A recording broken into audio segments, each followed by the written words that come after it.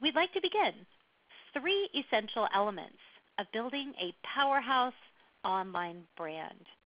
Hi, Brett. Welcome. Thank you so much for joining us today. Thank you very much, and I want to say thank you to everybody that's listening in today and those of you that will be listening to the recorded broadcast. I really appreciate your time listening to me today, and I hope that I can provide you guys a tremendous amount of information and value that you can use to help grow your business or your nonprofit today. I also wanted to thank SCORE for all of the great work that they do with small business owners around the country, helping them get started and helping them with mentoring services. Everybody make sure that you go to score.org and check out the wonderful things that they are doing. I also wanted to thank the Office Depot Foundation for sponsoring this presentation today. It's really great to see large companies reaching back and offering resources and help to entrepreneurs that want to start businesses and are interested in creating and controlling their own destiny. So I appreciate everybody that's involved, and I appreciate all of you for listening, and I hope that I can provide you a tremendous amount of value today. So my company is called Ambition Insight. We're a Fort Lauderdale, Florida-based WordPress web development, consulting, and online media company specializing in building websites and online marketing properties and basically anything and everything online business, from social media marketing and search engine optimization to building WordPress websites and creating powerful online brands that generate revenue. So today's presentation is called Essential Steps for Building a Powerhouse Online Brand. So some quick background on me. As I had mentioned, founder of Ambition Insight. I've been developing websites and online brands for about 13 years now. I've built well over 500 WordPress websites and worked on thousands for clients all over the United States as well as around the world. I've developed a social media following of over 120,000 people that continues to grow. My first WordPress blog once reached 987,000 page views in one day. And in the last few years, my websites have served over 500 million ad impressions since 2012. My biggest property is thatdrop.com, which is an electronic dance music blog that averages about 400,000 unique visitors and 1 million page views per month, with an average social reach of about 1.5 million people per month. So I'm going to start off with a quote. First, your business can't be something to everyone. It needs to be everything to someone. This is really, really important. You want to build a business that appeals to one person specifically or one type of person and is everything to them. You don't want to try to appease every single type of person. You want to focus in on your target demo. And we're going to get into that further throughout the presentation. Next is we must learn what customers really want, not what they say they want or what we think they should want. So today's lessons consist of the key components of branding, some logo guidelines, some logo and branding resources to help you create your perfect logo. We talk about finding the perfect name. We talk about marketing for the year you're in, and I give you some action steps and 9 key takeaways that you can apply to your business today. So first we're going to start with the key components of branding: consistency, context, authenticity, perceived value, and practical value. First, starting with consistency. When you're creating an online brand, when you're creating imagery and feeling and emotion around your business, you have to focus on a couple of key things. First, the font, the colors of your logo, the look and feel, the theme and the vibe, the way that it makes me feel when I look at it.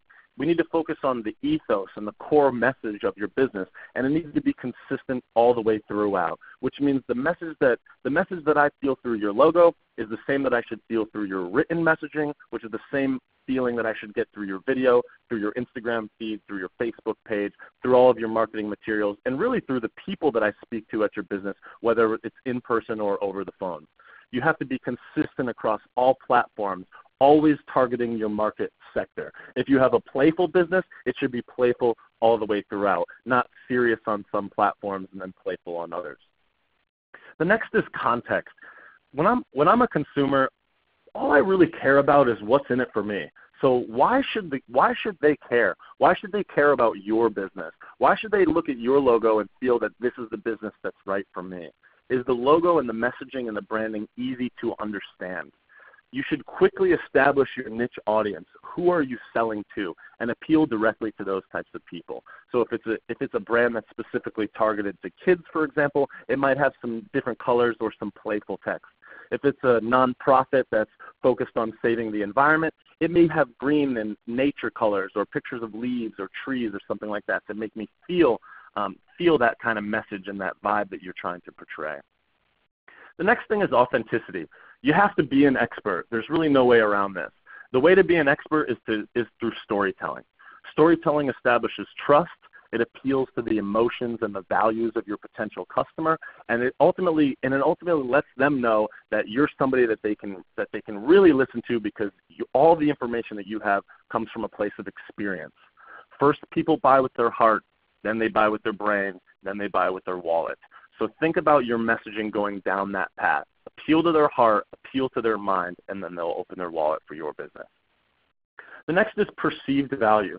Does your logo or your branding or your messaging appeal to the consumer's motives?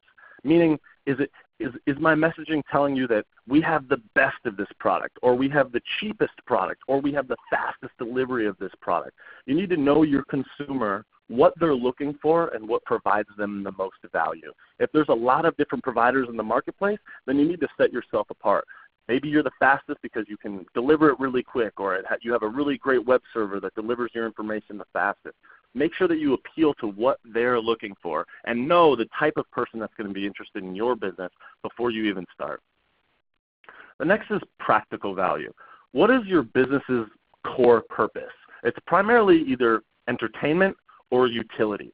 So does your business's logo and branding, does it create real, immediate, quantifiable value to the end user? Meaning, do I feel like this is going to really give me something of value, and can I calculate it without having to think too deep into it? If I look at your branding and I look at your messaging, it should be incredibly clear why this is the thing that I absolutely need, so that I don't even need to think about going somewhere else. So here's a couple of guidelines for a logo. Most logos are graphic-based or font-based. The ideal logo would be a combination of those two, so a font as a graphic. Think McDonald's, Visa, Coca-Cola, 3M, Google, Disney, and IBM. These all have font-based logos that actually become the graphic or the icon themselves. Icon-based logos like the Nike swoosh, or the Mercedes symbol, or the Apple's Apple, or CBS or Target. Really, those logos are primarily just a graphic and not usually font-based, but really almost no logo begins that way. Usually a brand recognition comes first, meaning you have the name of your business and your logo, and then over time you can kind of take that word away and just use that icon to represent your business. So when you're creating your logo, try to find something that is the logo itself through just the font. Don't focus on necessarily a little person or a little icon. Try to make the font the logo itself. The next is to focus on simplicity, and this is consistent throughout not only your logo and your branding, but just your business messaging as a whole, and even your business model. If you focus on simplicity, it's easier for people to digest, and it reduces friction from the business to the consumer. The simplest way I can explain that is make it insanely simple for me to understand what you do, why you do it, and why it provides value to me. Also, when you're making a logo, make sure that it's visible and recognizable at any size. Make sure that your logo is not too complicated, so it looks good on a small business card, a medium-sized computer screen, a large banner, or great on a gigantic billboard. Try not to make your logo or branding too complex, because really, people don't care too much about your logo. Really what they care about is your execution, and I'm going to get further into that as we go forward. The next is perceived value. If you have a high-end restaurant, for example, you may want to use some cursive fonts or some nice muted colors. If you have a kids business, you may want to have something that's colorful or cartoonish. So make sure that the perceived value of your logo also represents the products or services that you sell. So if you sell a really high-end vehicle versus a really cheap vehicle, you're going to have different ways of writing your content, different ways of portraying your messaging, and also a different way to display your logo. Next is to have multiple versions of your logo. a full logo and an icon logo. Think the difference between a logo that would appear on your business card versus a logo that might appear as the icon on your profile picture, on your Twitter page, on your Instagram page, or something like that. And remember to include the business's purpose or the value proposition in your logo, your domain name, or your tagline. Because again, we want to know why I should care about this business instantly. Make it insanely clear so that you can reduce the friction. People want to buy from you. Really what they're looking for is a reason not to. So if you make it so simple that the value is so obviously there for them, why would they continue to go somewhere else? It seems to me like people don't want to shop around. They want you to convince them that there's no reason to do that. So when you're creating your logo and your branding, here's 4 quick resources that will really help you do it. Abstractfonts.com will help you find a great font. Iconfinder.com will help you find some icons to get you started on building out your logo, and it will really give you some solid ideas. Logopond.com will help you with some inspiration. And Pinterest is great for branding identity. Just go on Google and type branding identity Pinterest. So the next is a quote from Gary Vaynerchuk, a social media powerhouse and 4-time New York Times bestselling author. Stop worrying about coming up with the perfect name.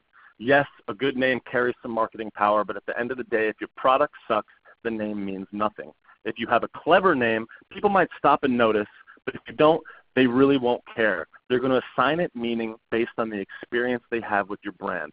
So please stop worrying about your name and start worrying about your product. And what he's really saying there is that execution is everything. I can have the best logo in the world, but if my product doesn't have a target demo, it isn't focused and clear who it provides value for, it doesn't matter if I have the greatest name. It doesn't matter if I have the greatest logo. And quite frankly, it doesn't matter if I have the best piece of real estate on Main Street. Because if you have the best piece of real estate, but you own a restaurant and your food is not that great, and there's a guy around the corner that makes something 5 times better than you, that knows who his target customer is and knows how to create that value, he's going to eat your lunch every single time. So know that the execution is everything. The branding, the logo, this is all almost kind of nothingness. It's really about the execution and who you provide value for. So that kind of leads into this next slide, which is marketing for the year that you're in. So in 2017, marketing is fueled by content marketing and trust building. What everybody needs to understand is that every single business is a media business in 2017. Whether you're selling accounting services, whether you're selling a physical product, whether you're selling sneakers, whether you're selling cars, whether you're selling home cleaning. Every business is a media business. Even a nonprofit is a media business. Because what you need to do is you need to create a volume of content that builds trust, that builds that perceived value. And today's billboards and today's TV commercials and today's business cards and today's in-person networking is now focused in one single place, and that is the mobile device. So if you want to advance your business, if you want to grow your nonprofit, if you want to grow the exposure, if you want to reach new audiences, please, I beg you to focus on the mobile device, meaning focus on creating content that builds that authenticity, that builds that perceived value, that lets your target customer know that you are the expert in this field and that it would be out of control for them to go somewhere else and look for more info because you are the person or you are the business. So focus on where the attention is. That's what branding is all about. Branding and marketing are about implanting subtle feelings into the mind of your consumer that influence their decisions later. So the way that you do that in today's marketplace is to create authentic media. Distribute that media on your website, on your social media page. Do live Q&A. Do webinars like this. Reach out to people through Instagram direct message. Go on Snapchat and create a following. Build a Facebook group that people can join and contribute to. Create ridiculous amounts of value for your end consumer. And again, remember that every single company is a media company. You need to tell the story. You need to portray the message through every single thing that you've got, through your logo, through your messaging, through your social. And again, remember those key points at the very beginning, the context, the perceived value, the authenticity, the consistency. All of those things are going to need to remain the same throughout all of your messaging.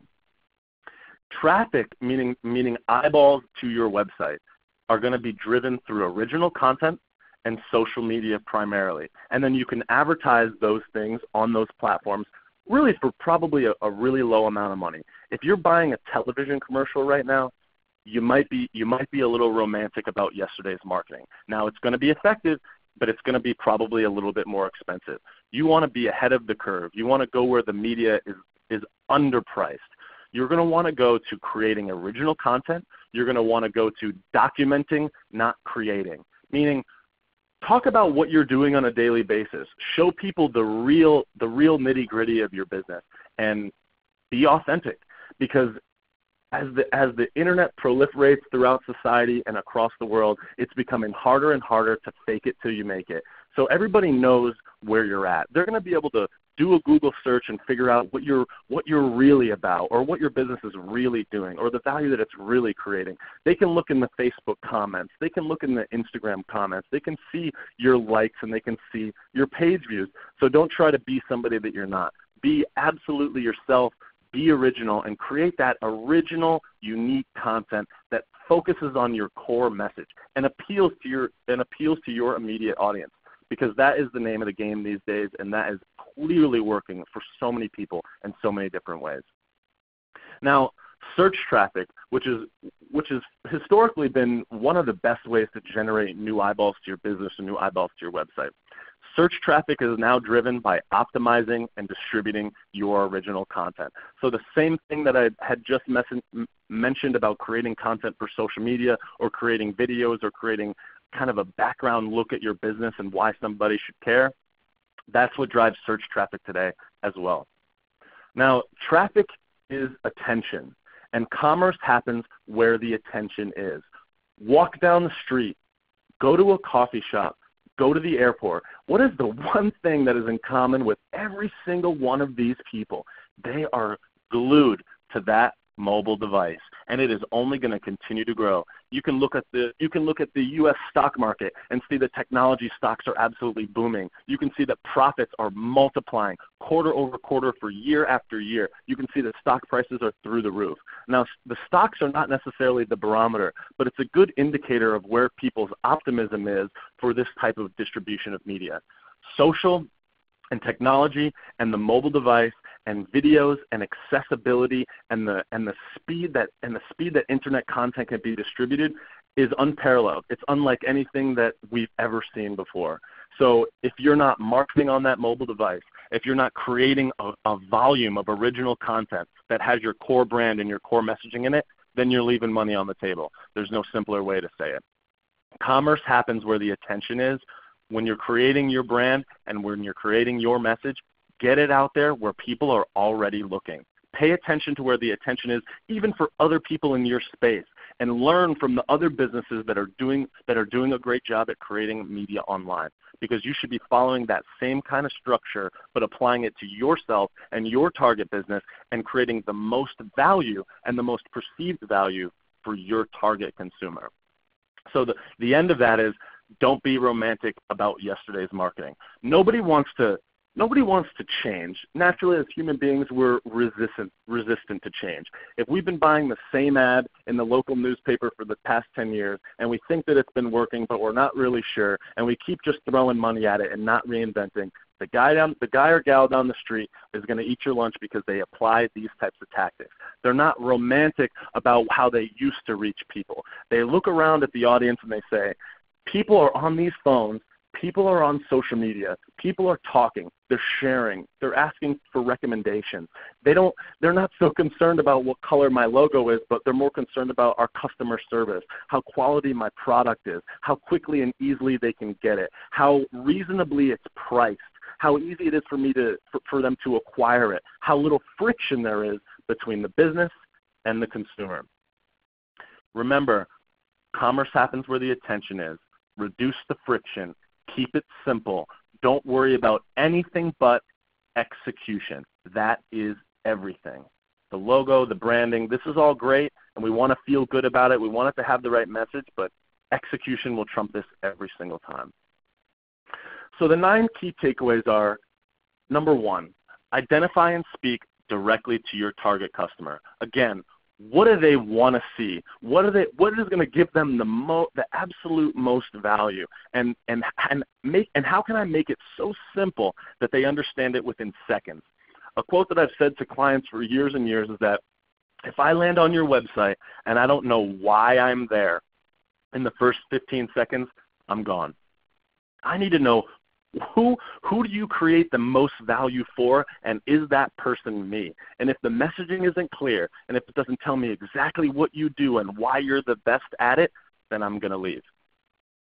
Especially in an environment where I could be standing on a mountaintop with a cell phone and find your business, or in the airport, or sitting on a plane finding your business. I don't need to be in the mall. I don't need to be walking down the street. I don't need to be sitting with a group of friends that I trust and asking them for a recommendation. I can pop out a message, throw it out into cyberspace, and within seconds I can get feedback. I can browse one business to the next. I don't need to go to a big Walmart equivalent or Office Depot equivalent where there's lots of different products. I can search for something immediate or instantly and find whatever it is that I need.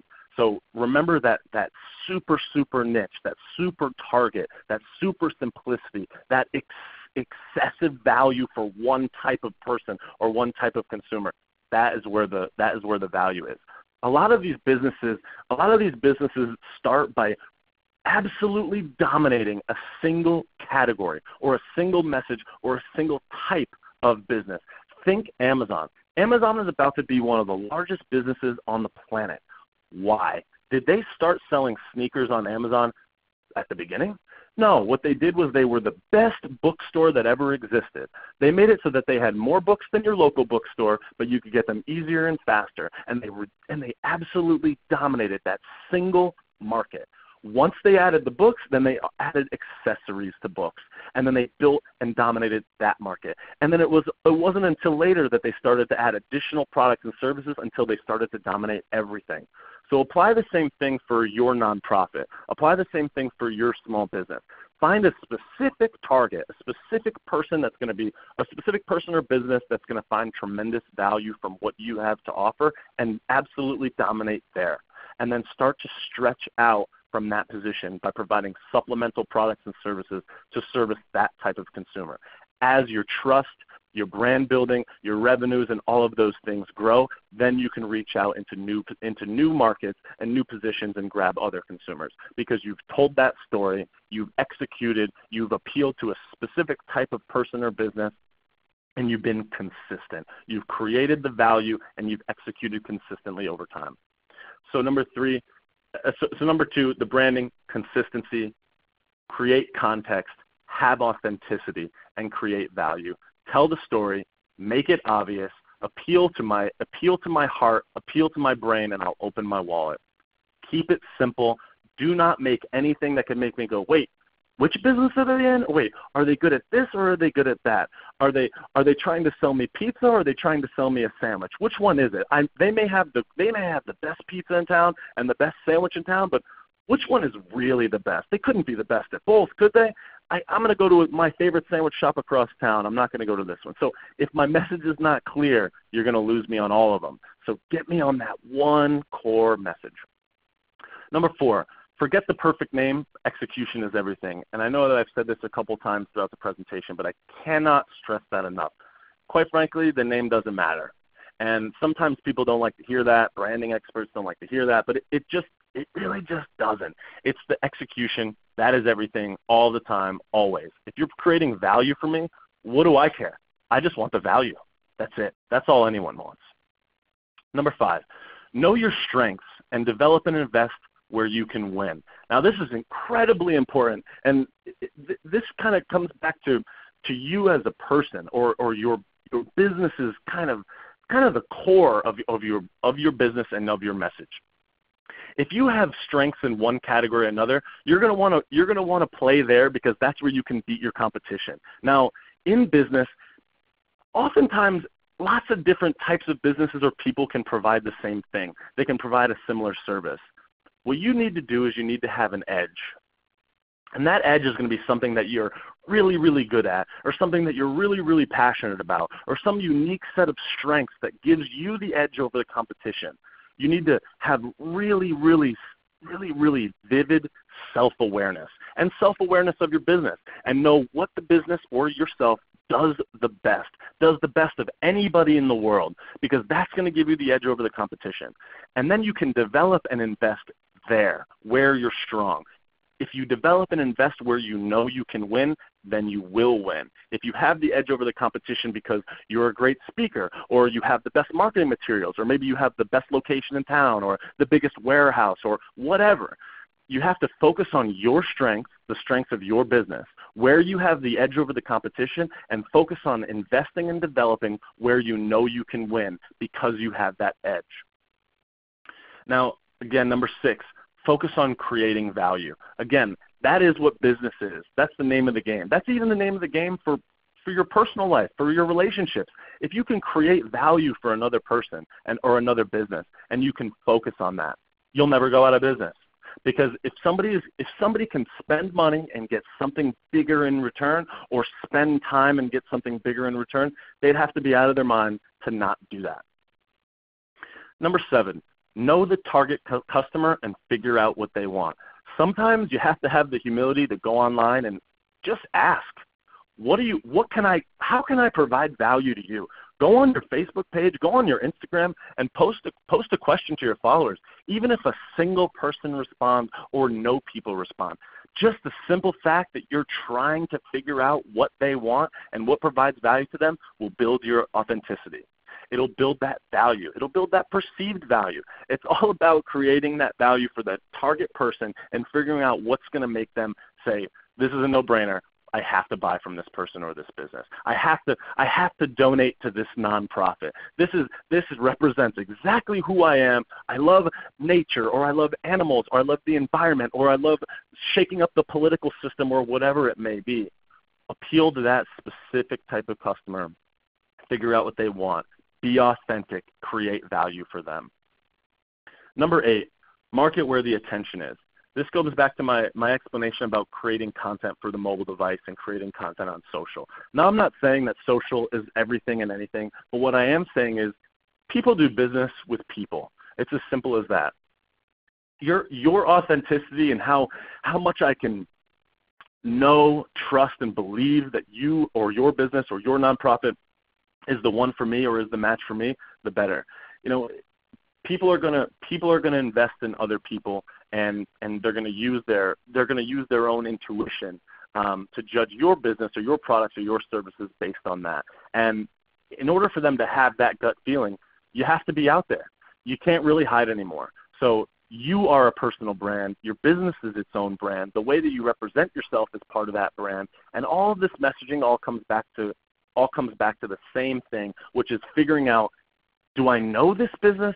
Do I like this business? Do I trust this business? People do business with people because they know, like, and trust them. They're going to know you by you portraying your message clearly and explaining to them exactly what you do. They're going to like you because your messaging is clear, your branding is clear, your imagery is something that speaks to their heart and speaks to their brain. And the last is trust. They're going to see, have you executed for others? Have you provided value for others? Is there a clear track record to success? Is this a no-brainer value gain for me? Am I going to win by doing business or donating or participating with this business, person, or nonprofit? Now, number 9, and probably the most important of all, is to do what you love. Because doing what you love and doing what you're passionate about ties into every single thing that we have here. It's going to mean if you love what you do, you can't not be authentic. You can't not provide value to others because it's something that's in your core. It's part of who you are as a person. That same love and that same passion is going to be clear throughout your messaging. It's going to be clear throughout your execution. It's going to be clear throughout your attention to detail. It's going to be clear as you document and create content to explain to the customers why they should care, to explain to them why you're creating value, to show them as simply as possible where they can really gain the most from this. So do what you love, and also too, so many people they try to do what's popular now or do what's trending now, or they don't focus on their own strengths, and they're not developing and investing where they can win. They're just developing and investing where they think they can win. So knowing yourself and understanding what you are the best at and knowing what your edge is over the competition is incredibly important. So that self-awareness, that self-understanding, that business self-awareness is incredibly important. You don't have to be everywhere. You don't have to be on every social media platform. You don't have to be on you don't need to be on every website. You don't need to be doing everything. You don't need to be blogging and social posting and out in the community and this and that. You don't need to do everything. You don't need to be everything for everyone. You just need to be everything to someone. So focus on the things that are going to create the most value. Target your messaging in places that are going to reach your target consumer directly. Don't try to blanket the marketplace with your information. Focus on speaking directly to a specific type of person or customer or whomever. And again, self-awareness, focus where the attention is, create value, and you will never lose. This is my personal mobile. Feel free to give me a shout or send me a text. This is my email address, brett@ambitioninsight.com. Please, by all means, feel free to reach out to me, give me a call, text me, ask me if you have any questions about building your business, building your online brand, building out your website, focusing on your messaging. I'm more than happy to help. You can also download this entire presentation at ambitioninsight.com/startup. And you can also view the presentation through this register link that you came to the presentation today, as well as through the SCORE and Office Depot websites. I'm going to stick around for the next 20 or 30 minutes for some Q&A. I would love to hear your feedback. I would love to answer your questions. I'm so appreciative that all of you stayed in here for the presentation, and I hope that I created value for you. Okay, Brett, thank you so much. Ladies and gentlemen, we will now start the Q&A portion of our call where I will be reading the chat questions that our participants have sent in. So I'd like to encourage you all to continue submitting your questions. You can do so by using the chat function that's located on the left-hand side of your screen. We do have, Brett, we have one question that has come in so far. So, as we go through this question, perhaps some other folks, will ask a few questions during that time as well. And for those of you, if you can't think of any questions right now, absolutely okay. I'd like to encourage you to also connect with a SCORE mentor after today's webinar who are available online or in a chapter near you to help you apply the strategies that Brett has been talking about today. So let me jump into this first question here. I hope that I'm pronouncing our participant's name correctly. It's Griggle asks, if Brett, can you provide some step-by-step guidance on how to drive traffic from social media to the website? Sure. So social is going to be all about that. It's going to be all about volume, I think, and also quality. A great piece of advice from Gary Vaynerchuk, who I had mentioned earlier in the presentation, is to document and not create. Document and not create. So I remember when the web first started getting into online video, the thing that I would hear consistently from clients and even from myself is, well, do I want to create a video that's low quality? Do I need to get it edited and have an entry slide and have it be perfect and I need to polish this piece of media and then deploy it? Well, I think that documenting and not creating is really the name of the game now. You could take a video on your cell phone as you're walking down the street. You could jump on a live stream on your Facebook page while you're sitting at the bus stop. You could go on Instagram live feed when you're walking your dog. And you could provide value to your potential customers. You could talk to them. You could interact with them. So I think that really driving traffic through social is just about being available and being communicative and being willing to provide value to your customers through whatever platform they decide to consume your content. Wherever you captivate their attention, giving value to them through that platform.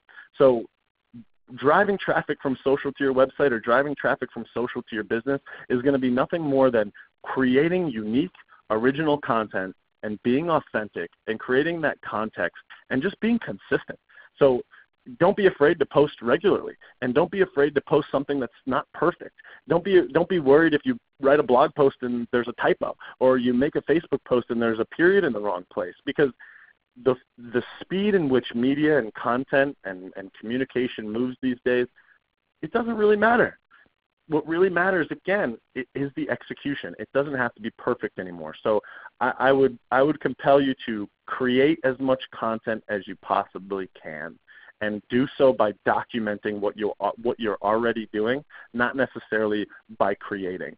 So I watched a show last night about a chocolate company. Well, I've never made chocolate in my life. I like chocolate. I think a lot of people like chocolate. Show me the back of the workshop where you guys are making that chocolate, how you do it, why your ingredients are better than the next. If you're in the chocolate business for a decade, you may not think that anyone cares. Well, everyone knows how to create content. They could look on YouTube. Well, we want to know why you do it. We want to know what's valuable about yours, because if you could tell me your story by documenting what's already happening, then the content is all around you. The conversations that you're having on a daily basis, there's your content. There's your media. So document what you're already doing. Document the goodness that's already happening in your business or nonprofit or service every single day, and push that out. And push it out in places where you think you can captivate the attention of your potential audience the best. If you're targeting a younger demographic, maybe focus on Snapchat. It seems to me like the youth is more adept to using Snapchat than Facebook, for example. So knowing your customer is important. If you think that a lot of your potential consumers spend a lot of time on Facebook groups and they share a lot of information there, like moms, for example, well, then go and create a Facebook group, or go into that Facebook group and provide some value to others there. And that's how you're going to get that social traffic, which is really just people being people where they choose to focus their attention. Okay, great. Well, we have had a few more questions roll in. Sweet. Brett, our next question comes in from Sharon, and Sharon would like to know how you would advise starting the conversation with her organization about branding. So I'm assuming that means that she wants to tell her organization that they should focus on building up their brand. I think that as I had mentioned previously, every company is a media company, which means that we're not going to be able to get by kind of halfway doing it. So I think that doing something like making sure that sale mark or that logo or that identity is clear throughout is really important, because it ties all of the messaging together and it appeals to that specific consumer. If that organization needs this conversation, which is why she wants to bring it up in the first place, it's probably because the messaging isn't clear. So the way that I would open a conversation about branding is I would say, who's our target demo? Who are we trying to reach? What are we providing to them? Who is the specific person or persons or business that is going to get the most ridiculous amount of value by doing business with us? And I would wonder what their answer to that question was.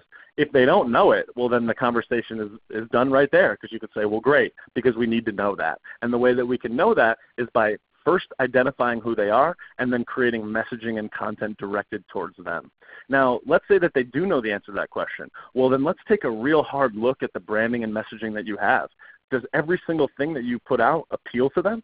Does it create them value? Does it focus on that creating of context? Does it focus on that perceived value? Does it have a clear and simple message? Because if any of those things aren't true, then that's a great time to talk about your branding. So that would be how I would open the conversation. Ask them, who are we really trying to reach first and foremost? Who is the one person that is going to be like, oh yeah, absolutely, without a shadow of a doubt, we're going to do business with you because of these reasons. So that's how I would open that conversation. Okay, great. So then our next question, it comes in from Cindy. And Cindy asks, with regards to mobile, is there something specific people should be doing differently to brand themselves on mobile? Well, I think that's a great question. I think that, well, let's start with the very beginnings and the basics. Let's talk about simplicity. Now, I think that human nature focuses on one thing all of the time, and they're going to choose that one thing throughout, and that's going to be convenience. And the reason like companies like Uber or Amazon or whomever else are successful is because of that simple fact, is that they're more convenient. And that comes back to the execution. So what is convenient on a mobile device? Simplicity. That's one. You need to have your messaging be simple. If I can read about what I need to find out in a sentence or two, only use a sentence or two. If you can tell me what your business is about or why I should care in 5 words, use 5 words. There's no reason to take up more time or make it overcomplicated or overthink it or try to reach everybody. So I think first and foremost, reaching people on mobile is about simplicity. Next, I would say is about that scalability of your logo and your graphics. If your logo is hardly visible on a cell phone, but you're like, oh my God, it looks great on a billboard or whatever else. Well, the cell phone is where most of the people are going to see your business, at least initially. So I would make sure that it looks really great on a small device. And the way that you do that is make a logo that's really simple, that's only a couple of colors, that's really tight and just as simple as possible. Can't stress that enough. Now, again for reaching people directly on mobile, social media makes up about 50% of the time that people spend on a mobile device, maybe 40% of the time.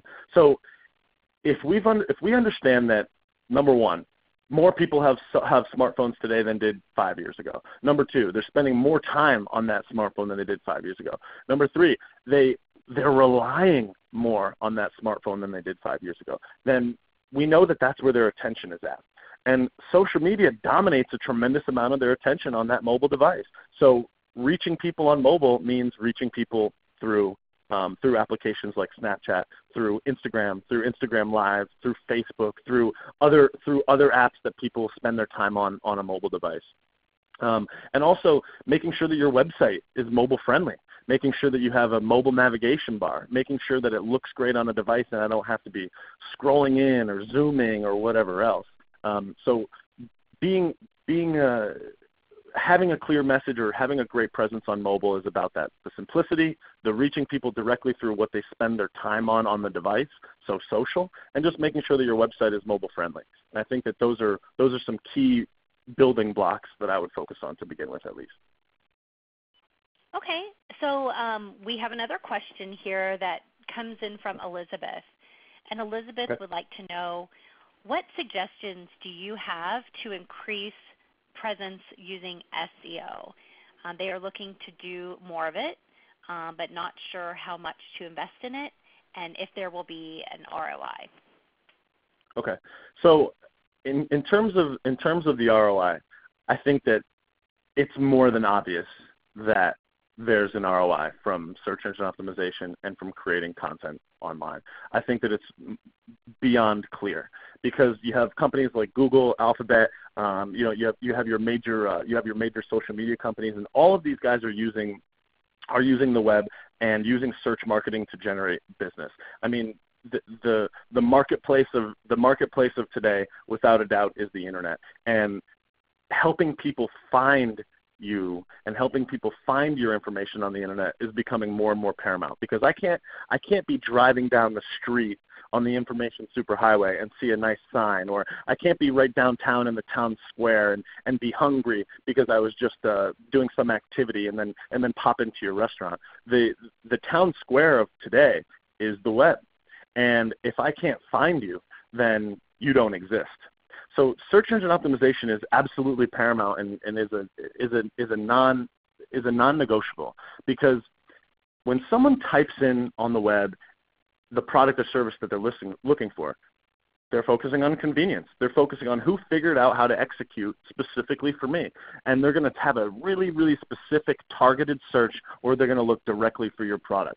I think that today people are a whole lot less likely to type in shoes than they are to type in size 9 blue Jordan basketball shoes and look for the company that has the best array of those types of basketball shoes in that size. They're not just going to walk into a big store, if you will, on the web and just start browsing around and looking at what's on the shelf, at least not most of the time. They're going to look for what's the most convenient. They're going to have a super targeted string of keywords that they're going to search online, or they're going to type into their social account or whatever, and they're going to try to find the businesses that are labeled with those words. So search engine optimization is knowing what those words are and then putting those words throughout all of your media. That's on your website, that's in your messaging, that's in your mission statement, that's in the way that you write content on your Facebook page, that's in the captions that you put on your in your Snapchat stories, that's in the hashtags that you use in your Instagram. All of those things are search engine optimization. And it first starts by knowing what are the keywords that your business identifies with the most, and then making sure that those keywords are visible everywhere. The ROI is more than obvious. You need to just focus again on what are those core group of keywords that someone's going to look for or type in for your business, and then make sure that those appear throughout on the website, in your header tags, and in your meta titles on your website page, in your hashtags on Instagram, and everywhere throughout. And another thing too is like YouTube videos, for example, can have scripts written of the content of that YouTube video. So if you have a YouTube video where you're talking about your business and you're using those same keywords that appear in your Instagram hashtag and those same keywords that appear in your mission statement and those same keywords that appear on your website, that's SEO at work, because you have a similar string of keywords that's going to make it easy for me to find you, your target customer, and it appears throughout.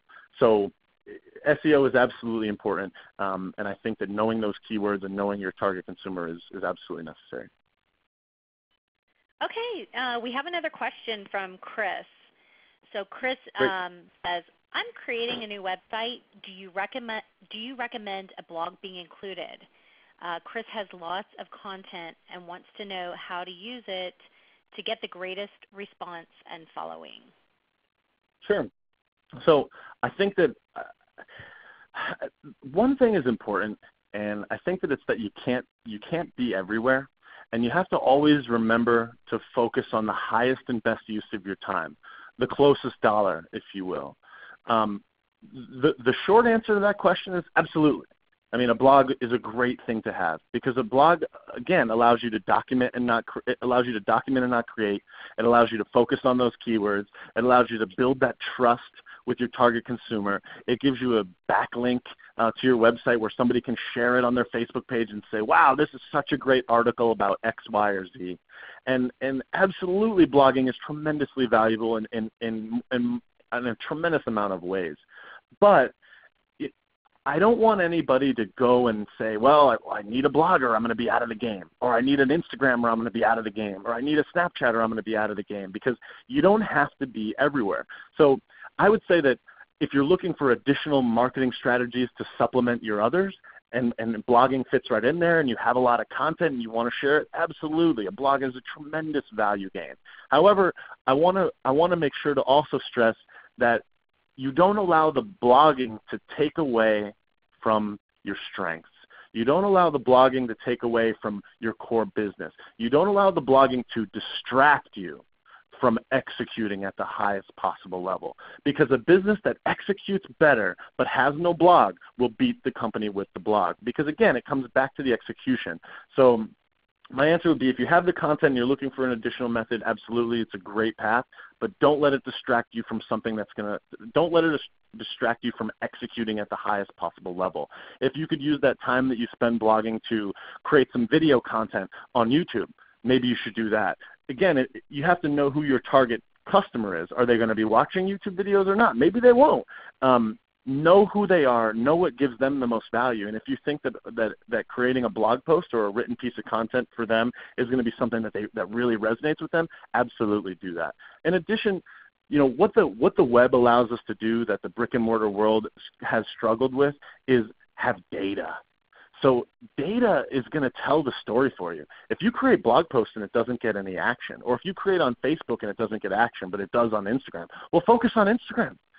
focus on the place that's going to give you the most POW for your time, because that data-driven decision making is easier than ever. We almost have too much data now, but what you need to do is pay attention to it. So for that drop, for example, we created a ton of content on Facebook, Instagram, Twitter, Snapchat, and we were going gangbusters on creating content of all these platforms. After a few months, I started to look at the data, and I realized Twitter generates 6% of our social media traffic.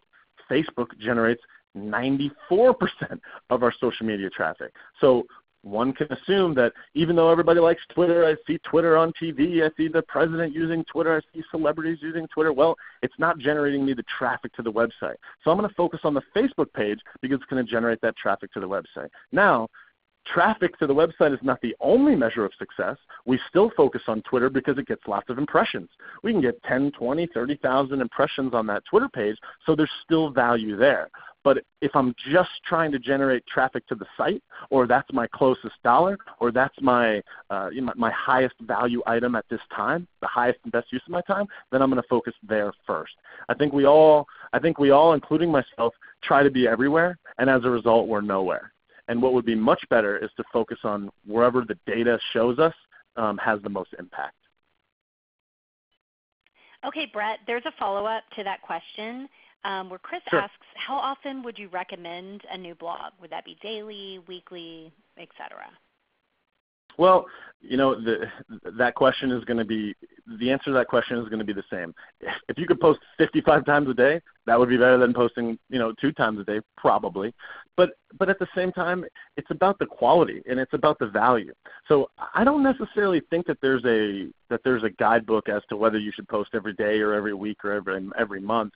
I think in general, more content is probably better, but less content and higher quality is probably even better than that. So I think a general rule of thumb, if I had to put something on it, would be weekly, couple times a month. It depends on your business. And again, it's about the value. I mean, if you create a blog post that's just, I'm going to create a blog post so I have a blog post, how much value does that really create for somebody? How many people are really viewing that blog post? So, your decision should be supported by data. I think that you should absolutely try all the methods. Try it every day. Try it every week. Try it every month. See which ones work. But again, focus on the closest dollar. And I think that unless your target consumer is just really gobbling up these blog posts, maybe instead of doing a blog post every day, you do a blog post every couple of days, and then you spend the rest of that time doing live Q&As on Instagram Live, or creating video content for your Facebook page, or building up your Snapchat, or DMing people on Instagram, or whatever. So I think that I would only aggressively go after something once I had the data to prove that it works. And by works, I mean it's reaching the attention. It's all about that attention. People are consuming it, they're responding to it, and they're liking it. So there is no flat answer for that, but that I think is the best. Okay, so we have another question here from Anne. So Anne asks, when contemplating hiring someone to help her brand and market herself, she runs into the problem of finding someone who can do it all. Her experience has been that the process is typically very choppy. Most people are consultants and they will farm out the component parts. So she does want to know if that's industry standard. And then she goes on to say, she prefers one-stop shopping as then you have consistency across the board. So then what is the most efficient and cost-efficient way to market yourself? Well, I think that the most efficient and cost-efficient way to market yourself is going to be to do it yourself. Do it yourself on your own, kind of in between, the kind of a document and not creating type of theory. So, hiring people to help you brand and market as a one-stop shop is going to be kind of tough unless that person is really integrated with your business. Nothing is going to really beat that personal touch of you or having somebody in-house that can kind of represent the message and represent the brand all the time. You know, a lot of restaurants, for example, I live in Fort Lauderdale, Florida, and there's a lot of hospitality in this area, so there's a lot of restaurants. And a lot of those restaurants will shop out, let's say, their social media presence to a PR company or whomever. And that PR company has to be there. They got to be going into that restaurant, eating the food. They have to be going in and looking at the appetizers. They need to be knowing what's on the drink menu this week. They need to be integrated. They need to be part of the operation. And, you know, it's hard to have somebody kind of phone it in or shop it out elsewhere. So I think that to avoid the idea that everything is going to be perfect and instead do some of the creating and documenting yourself, I think would be important. Now, as far as the one-stop shop is concerned, you know, as I said, every business is a media business. So this is your marketing, you know. So shopping it out is going to be tough. You're going to need to know that the people that are working with you are interested. They know the target they know the target customer. They know the messaging. They know what's going to be important to you and to the consumer, and they're integrated. So that's a great question.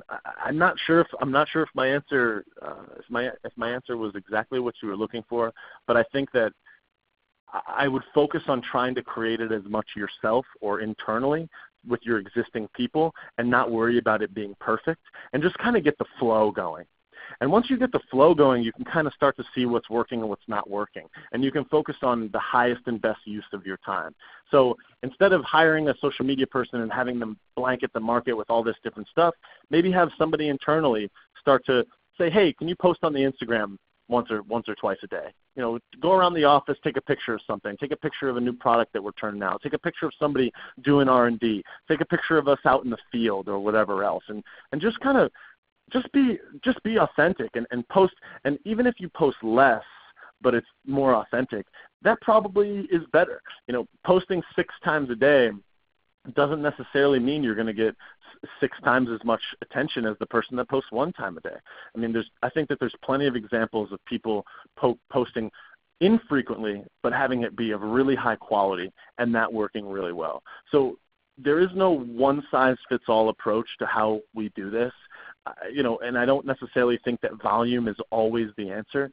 I would instead just try to focus on creating the quality and documenting, and not trying to farm out this big project, but instead use your existing resources to kind of start feeling them out and start seeing what's working and focus on the ones that work the best. Now, if you realize that your YouTube channel, for example, is getting the most traction, at that point, maybe now you want to hire a videographer.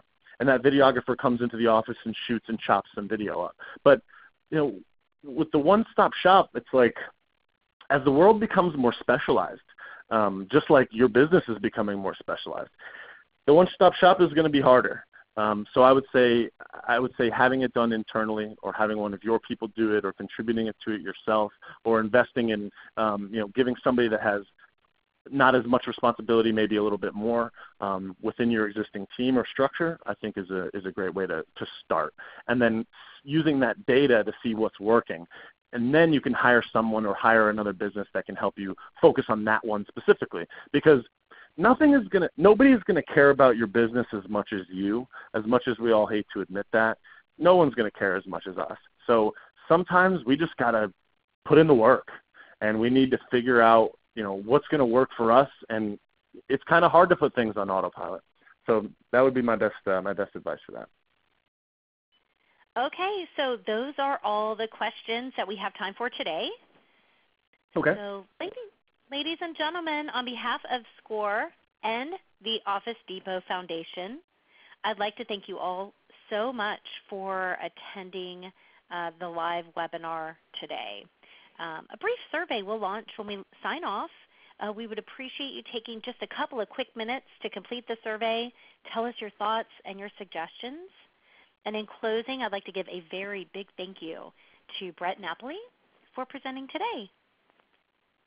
Thank you, everyone. I appreciate it so much.